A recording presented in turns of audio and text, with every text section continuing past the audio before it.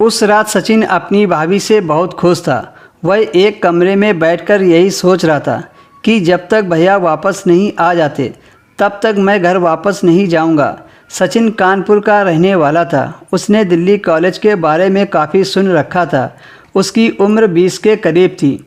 एक आदर्श शिष्य होने के कारण उसने सोचा कि उसका एडमिशन कॉलेज में हो जाएगा, फिर एक बड़ी कंपनी में एक अच्छी नौकरी भी मिल जाएगी।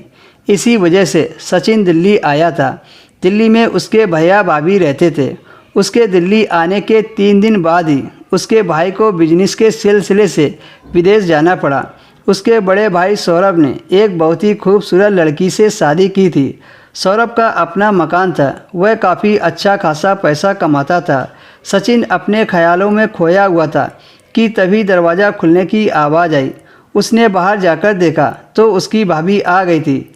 जब से सौरभ काम से विदेश गया था तब से सचिन और उसकी भाभी में काफ़ी अच्छा रिश्ता बन गया था। वह साथ में बैठकर खूब बातें किया करते थे, साथ में खाना खाते, साथ में टीवी देखते और साथ में काम भी करते थे। उसकी भाभी को बाजार से आने में 10 बज गए थे। उसकी भाभी सचिन की तरफ देखकर मुस्कुराई और बिना कुछ कहे सीधा अपने कमरे में चली गई। सचिन भी अपनी भाभी से कुछ नहीं बोला। कुछ ही देर में बाथरूम से पानी चलने की आवाज़ आई। उसकी भाभी नहा रही थी। सचिन ड्राइंग रूम में टीवी चलाकर सोफे पर बैठा था, टीवी देख रहा था। सचिन को टीवी चलाकर बैठे कुछ ही देर हुई थी कि तभी बाथरूम से आवाज़ आई। उसकी भाभी बाथरूम से आवाज़ लगा रही थी। सचिन उठकर उसके बाथरूम के बाहर जाकर बोला, जी भाभी जी, बताइए क्या हुआ? मैं तौलिया ले जाना भूल गई हूँ। मेरी बाथरूम की टॉवल दरवाजे के पीछे टंगी है, ज़रा मुझे पकड़ा दो।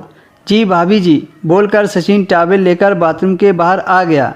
भाभी ने हल्का सा दरवाज़ा खोला और अपना हाथ बाहर निकालकर टॉवल पकड़ ली। सचिन को भाभी का खूबसूरत चेहरा देखने को मिल गया। तभी उसकी भाभी ने अपने देवर सचिन को भी अपने बाथरूम में खींच लिया। भाभी को नग्न देखकर उसके तो होश ही उड़ गए। वो नहाने में तो बहुत खूबसूरत लग रही थी।